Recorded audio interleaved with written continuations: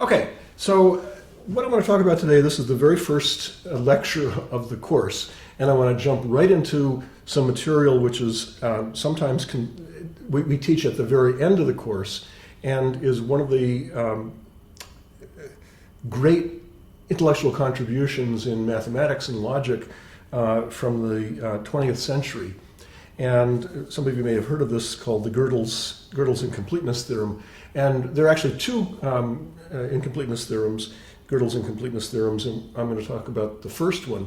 And I'm doing this on the very first day because really, even though historically this was considered very, very difficult and you had to know a lot of stuff about logic first before you could dive into this, really you can do it without any without any real background, very minimal background. All you need to know is, for the way I'm teaching it, is what an integer is, what a function is, and what a computer program is. And all the rest is going to be self-contained in this lecture. And so this style, this way of teaching Godel's incompleteness theorem has evolved over the years, and I just want to make it a self-contained lecture here for this class, this sophomore junior level class. Okay, so Godel's theorem has to do with logic, with systems of logic, and whether there is a system of logic which only proves true things, something certainly that's a desirable feature of a system of logic, and it can prove all of the things that are true. Well, I'm going to be very precise about this during the lecture. This is a completely rigorous proof that I'm going to give you, no hand-waving. Godel's theorem has been used in philosophy and in neurology, or in a whole bunch of areas, in a way that isn't really rigorous and precise. But what I'm going to do today, so I'm not going to talk about any of that larger issues, or even the history, which is very interesting, of Godel and logic. But I'm just going to get you directly into the substance in a rigorous yet rigorous way that requires very, very little background. Okay, so I'm going to start with the definition. Definition: f is a function from positive integers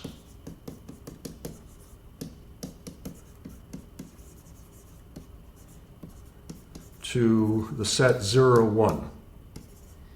Okay, so for example, f of 5 equals 0, f of 1 equals 1. I'm just making up the particular values. F of 3 equals 1. So what we're seeing is that the input to f is an integer, a positive integer, and the output is either 0 or 1.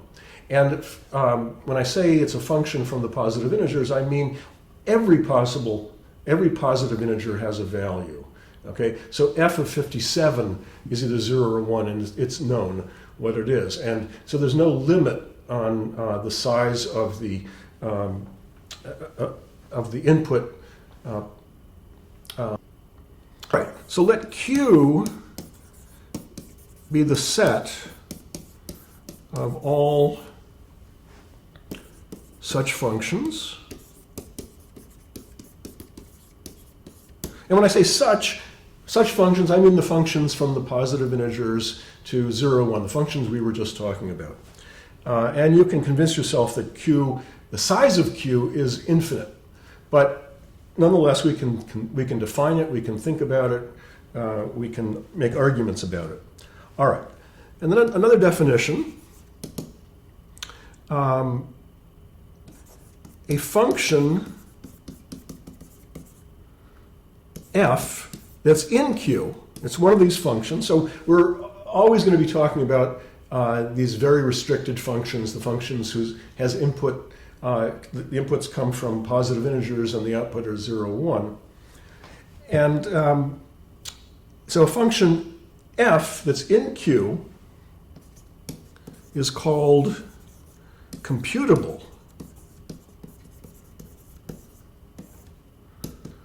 If there is a computer program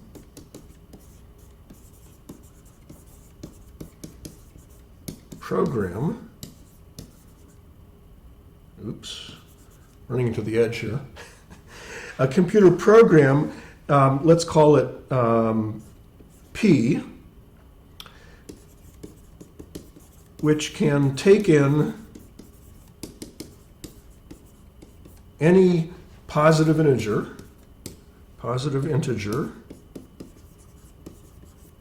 x, and output f of x. So it's really not a very deep definition here. If there's a program which can take in any positive integer and output the value f of x, the value of that function f, then we say f is computable. Now there are a couple of things here that are hidden assumptions that I want to make sure I stay here. Program P must always terminate in finite time.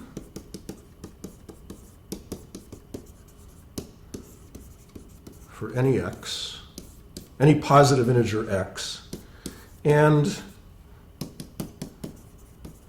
it must be correct, i.e. it always outputs f of x. Well, if I didn't say this explicitly, you probably would have assumed it anyway.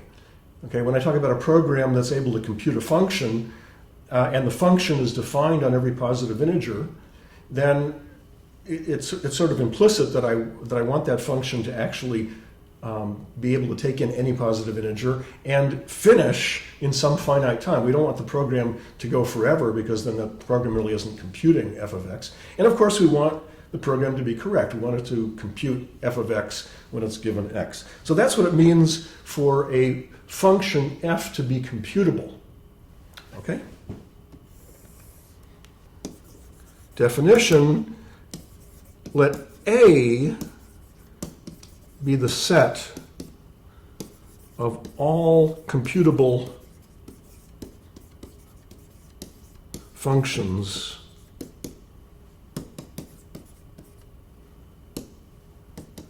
in Q.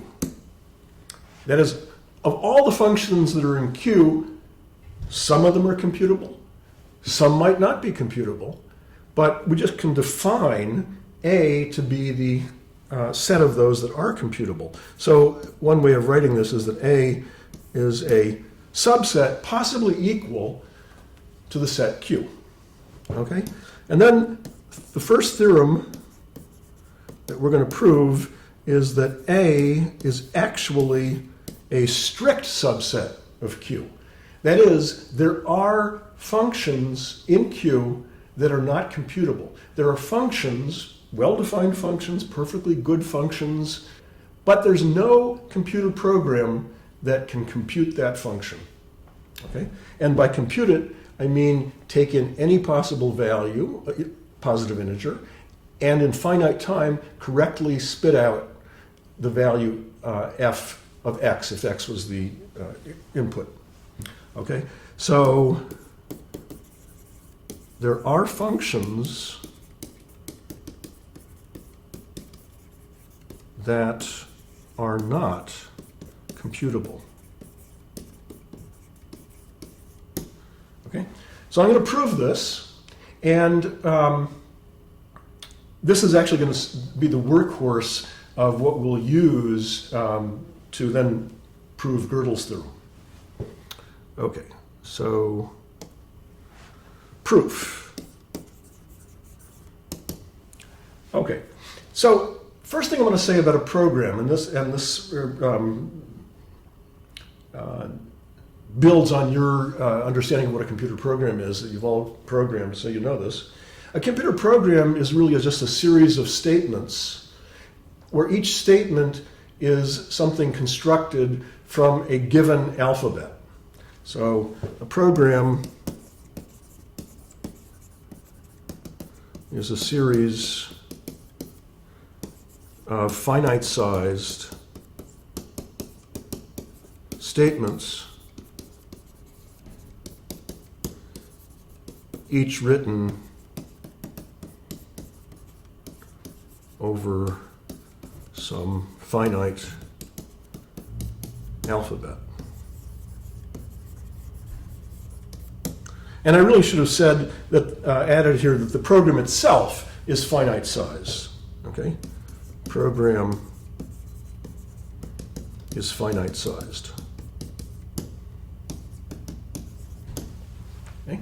So, again, this is a definition that you probably didn't need, or a statement that you probably didn't need, because you all know that that's exactly what you do when you write a program. It's a series of statements. Each statement is finite size. The number of statements in a program is finite, and each statement is written using an alphabet which has some finite size. Might be ASCII, 256 characters, the normal Roman alphabet plus 10 digits plus punctuation marks and some special marks perhaps. And in particular, there's some end of statement or end of line mark. In some languages, it's very explicit, like a semicolon. In some languages, it's just what gets inserted when you hit the return key, and you may not see it there, but it is there. It's embedded. So every line has a end of every statement, every line has some end of line character there, and therefore, even though a program has some structure, like in Python, if you write in Python, the indentations. Whoa. I'm backwards on this monitor. The indentations have a significant meaning. But nonetheless, we can and those indentations are also given as characters, space characters or tabs. But my point I'm getting to is that we can think of a program as a just single string. I can concatenate together all of those statements and concatenate them into just a single string. And if spaces were important in the particular programming language that you're using, we'll include those spaces as well. So we have an end of line marker and we have the spaces. So even if I think of the program as a single string, it can be rewritten back the way it was originally. But we think of a program as a single finite-sized string. And it's a string made up of it's made up from characters in the given finite alphabet. All right, so since a program is just a string, and each string is finite length, although the number of strings, number of programs is not bounded. We're not saying that a program has got to be less than 1 billion statements long. It could be bigger. There's no bound on how big the program could be, but any given particular program has a finite size. Okay? So this leads us to the following realization. Consider enumerating in order of length. Ties can be broken arbitrarily.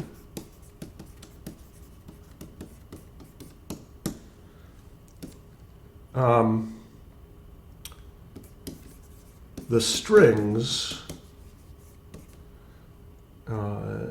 expressible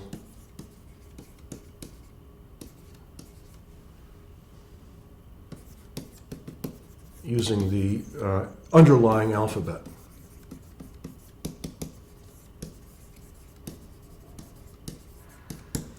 Okay, so when I say enumerating, I mean by some computer program. So if we have the ASCII alphabet, 256 characters, okay, for example, you could certainly write a program that starts generating all of the strings that you can write using those 256 characters with repetitions, okay? So you can write the strings, the program can first write and output all the strings of length 1. Well, of course, each character in the alphabet is one of those strings, so there are 256 of those strings. And then it moves on to write all of the strings of length 2. And how many of those are there? 256 squared. Okay? And then all of the strings that are of length 3, 256 cubed, and so on. And you can write this program. It's a trivial program that we can all write, and you let it start working. That program will enumerate, in order of the length, all the strings that are expressible in the underlying alphabet, let's say the ASCII alphabet. It will never stop, because there's no bound on the length of the strings. But it will, nonetheless, continue and generate all of the strings that are expressible. So for any particular string that is expressible in that alphabet, that program will eventually, and therefore in finite time, enumerate that string. So for any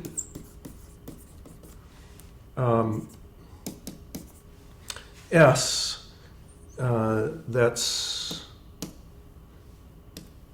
expressible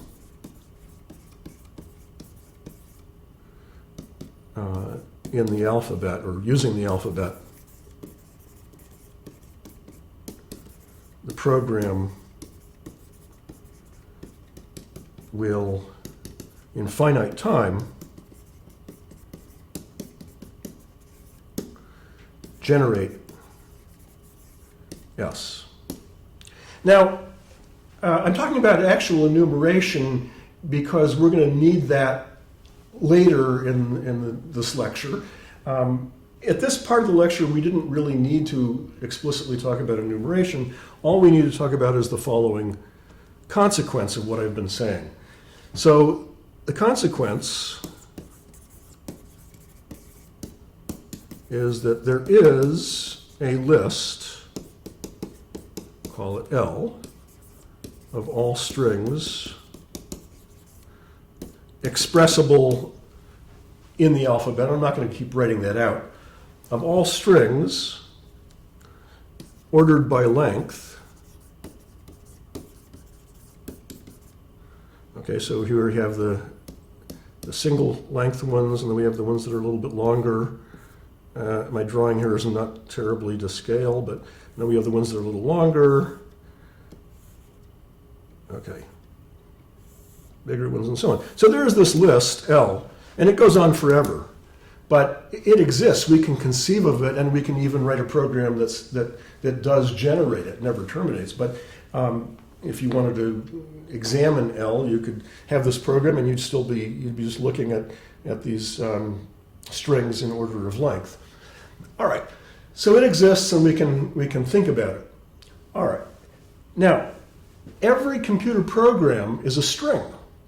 Every computer program in some particular language. So let's say Python. There's nothing magical about Python. You can think of any particular computer language you like, but I most recently taught Python, so think about that. So every string in Python, every program in Python is a string. So every program in Python will be somewhere in this list L, because L enumerates all possible strings. Now, most of these strings in L will not be Python programs. Most of them will just be gobbledygook, okay? But some of them will be actual, legitimate programs in Python, all right? Because every program is a string, every program has some finite length, and this is a list of all the strings in that alphabet. And so those strings which happen to be, so the string that corresponds to a program will actually be in this list. So some of these guys are programs, most of them will not be. Okay, but this is just conceptual. All right, beyond that, so let me actually write that down. So all programs, and we're thinking about program as a string in whatever your language you want. Okay, so let's say Python just for concreteness, will be in L. All right, so all programs in Python will be in L. All right? And because L has an ordering, all the programs have an ordering, which is just the ordering given in L. All right, so that allows us to conceive of all programs in Python in some order. Now, some of those programs actually compute a function f that's in A. Remember our set A? Our set A was the set of functions from the positive integers to 0, 1, for which there was an associated computer program that can compute that function. So go to the next page here. All right, some strings in L are programs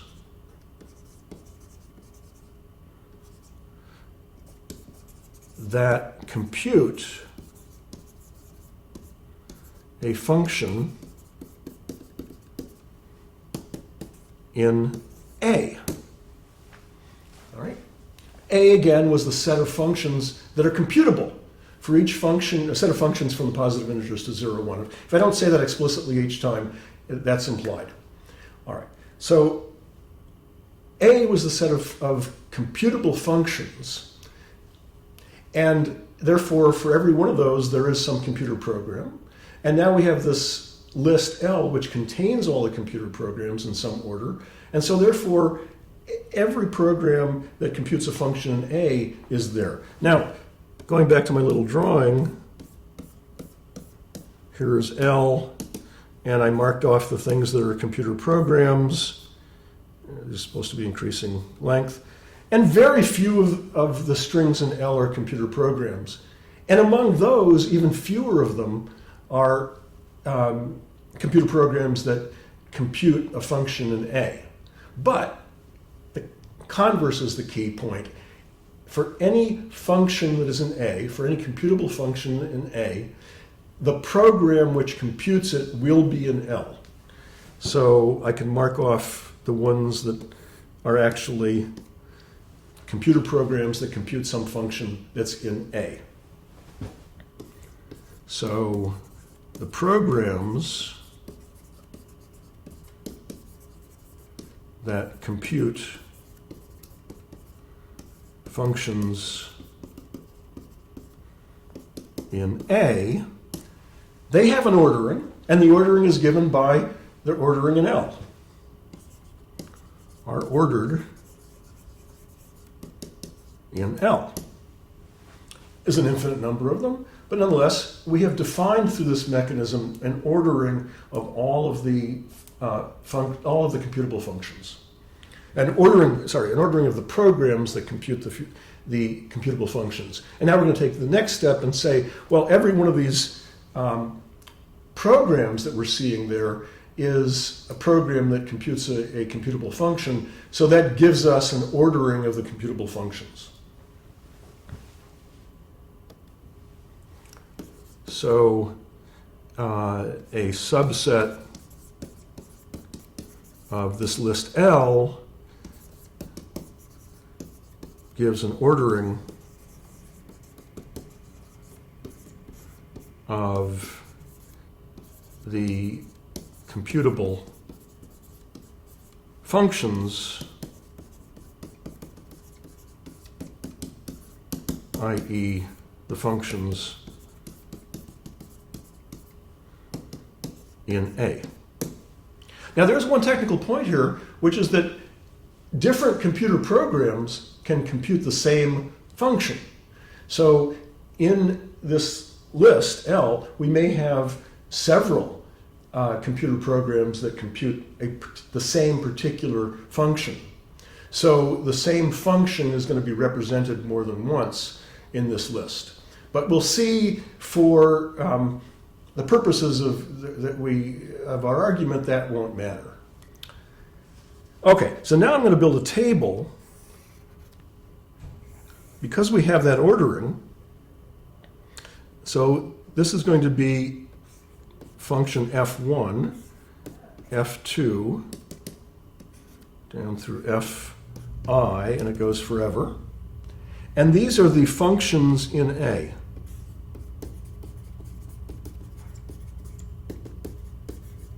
in the ordering that I've been talking about. And then here I have the positive integers, 1, 2, on the columns, 1, 2, 3, 4, 5, out forever. Okay? So this is my table, I'm calling it T. And what I'm going to put in T is the value of that function at the function associated with that row, the value of that function associated with that row, given the input that's in that column. So the drawing isn't too wonderful here, but here we have f1 of 1. That would be in the column associated with 1. It might be a little nicer if I go up to 5. So this value here is f1 of 5, and this is f2 of 5.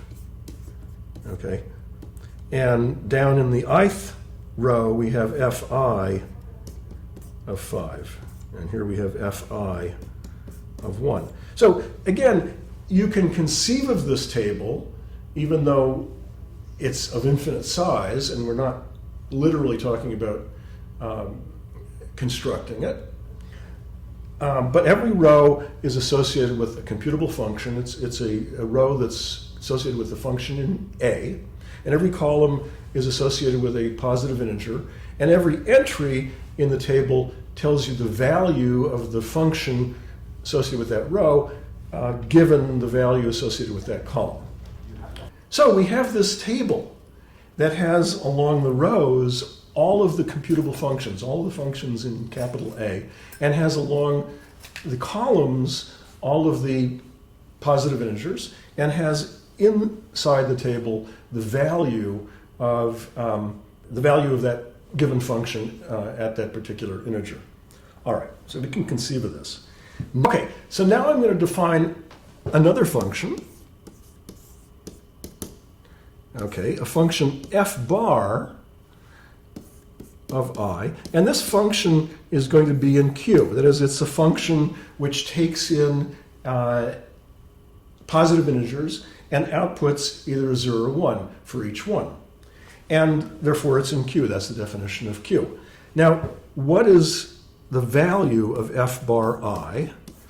The value of f bar I is going to be 1 minus fi of I. This is the same I in 3 places. It's I here, here, and here. So the value that f bar produces when it's given integer I is going to be 1 minus the value that function fi produces when it's given input I. And what is this function fi? It's the ith function in table T. So we have in table T, we spent a lot of time arguing that there is this table T which enumerates in order all of the functions in capital A. And now we're going to use that to define, that ordering defines function fi for a particular index I, and therefore defines the value fi on integer I, which is either 0 or 1. So 1 minus that is either 0 or 1. When fi of I is 0, 1 minus that is 1. And when fi of I is 1, 1 minus that is 0.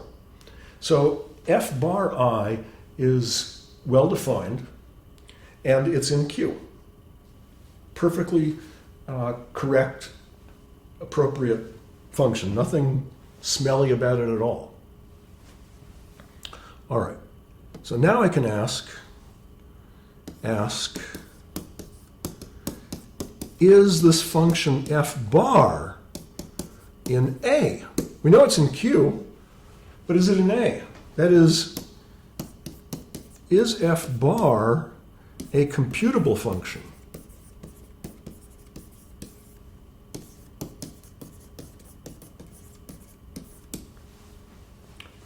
And I claim no.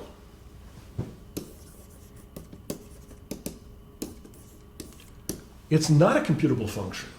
Okay? So let me justify that. the main thing again is to look at this table T. Oops. I don't want to put a bound. So these are the functions in A. That's a terrible M. In A. So F1, Fi, there's F2. Okay? And here are the integers 1, 2, 3, 4, 5, all the way down there. And the question is F bar in A? Well, if F bar is in A, that is F bar computable? If F bar is computable, equivalently if it's in A, then there must be some row in this table T that corresponds to F bar. There must be some row which tells you the value of what F bar produces for each of the positive integers. Because this table is an enumeration of all of the functions in capital A. So if F bar is in capital A, it's in the table. But where is it in the table? Let's say you think it's in row 2. Oops. Yeah, this part, I shouldn't have closed that. You think it's in row 2, okay? So you think, okay, F bar is really specified at row 2. But let's look at this value here. Let's say F2 of 2, F2 of 2 is equal to 0. But if F2 of 2 is equal to 0, what is F bar of 2? Well, it's 1 minus F2 of 2, which is equal to 1. So that's a proof, that is an argument that F bar is not F2, because F bar disagrees with what F2 creates, at least at position 2, or for integer 2. All right? And showing just one place where these two functions differ in their output is enough to say they're not the same function. They might even agree on everything else, but if they don't agree at position 2, then F bar is not F2. When they say, oh, okay, I think it's not row 2 that corresponds to F bar, it's row 57. All right, well, all right, so we look at position 57, and this is F57, but if we go out to position 57, there will again be some value, 0 or 1, which says what is the value of F57 given integer 57? It's 1. But then the value of F bar given 57 is going to be 0. So again, F bar differs from F57 in at least one place. And we can do that for any particular row you specify. For the arbitrary row I that corresponds to function Fi, Fi of I will be 0 or 1, and it will be the opposite of what F bar of I is. Okay? So F bar of I will not be the same as Fi. Those two functions differ. So I'm giving you an argument that F bar is nowhere in this table. But this is the table that enumerates and is associated with all the computable functions that are in Q. So if F bar isn't in there, then F bar is not computable. Let me just write this down.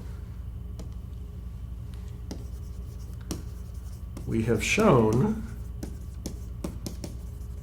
that the function F bar differs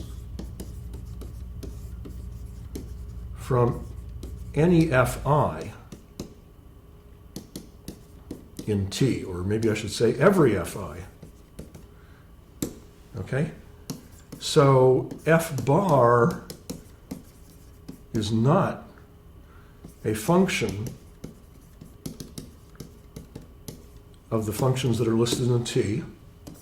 So f bar is not in A. So f bar is not computable. Or equivalently, A is a strict subset of Q. And that proves the theorem that I stated, that there are non-computable functions. There are functions that cannot be computed by any computer program. All right. And we've looked at one that we called f bar. Now, actually, it turns out, and we'll do this later in the course, that we can be much more specific about functions that are not computable. Here we're defining f bar in terms of all the functions that are computable, and of course we don't know what those are. Nonetheless, it's perfectly good mathematical reasoning that we've shown that there exists this function f bar, there exists a function which is not computable. Later in the course we'll talk about very specified functions that you can really give a clean, meaningful definition for and prove that those are not computable. All right, so this, as I said, is sort of the workhorse that we need in the proof of Gödel's theorem, and that we'll be using in a number of different ways throughout the course. So we have this now. We're going to put this fact, the fact that there are non-computable functions, that in fact f bar is a non-computable function. We're going to put that fact to the side and go on to get to the heart, or get to the actual statement and substance of Gödel's theorem. So Gödel's first